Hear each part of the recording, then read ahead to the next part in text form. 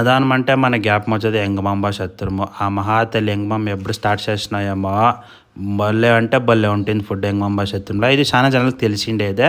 తిరుమలలో ఈ సత్రం కాకుండా ఇంకా చాలా జాగాలు ఉండవి ఆ ప్రీ అన్నదానం చేసేవి.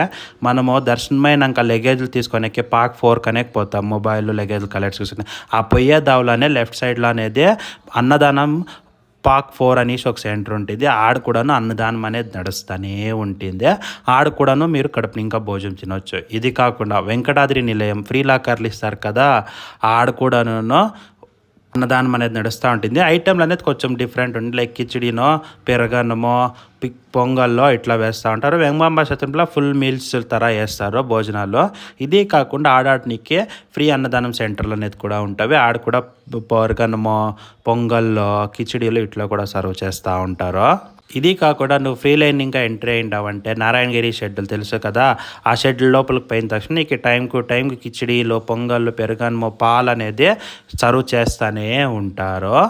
ఇది కాకుండా వన్స్ నువ్వు వైకుంఠ కాంప్లెక్స్ 2కి పోతావు కదా, ఆ షెడ్యూల్లో పోయినప్పుడు అంతే నీకు టైం టు టైం కిచిడీలు పెరుగన్ను పొంగల్ అనేది సర్వ్ చేస్తూనే ఉంటారు. భోజనంకి ఏం దిగులు పడి అట్లే తిరుమలలో.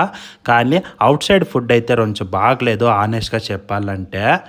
ఆల్వేస్ ఈ దేవస్థానంలో ప్రసాదం ఇచ్చేదాని మీదే ప్రిపేర్ కాండా. ఏమో ఇంకా టైంలో ఏమీ లేదు అంటే మాత్రమే ఆ హోటల్కి పోండా. ఆనెస్ట్లీ హోటల్లో ఫుడ్ అయితే బాగాలేదు తిరుమలలో. టెంపుల్లో ప్రసాదం అయితే ఫస్ట్ క్లాస్లో ఉంటుంది.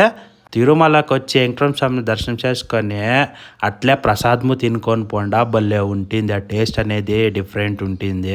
అట్లే పోయకపోవదండా. ఇక్కడ వరకు నా వీడియో చూసినాక thank you so much. Om Namo Venkatesaya.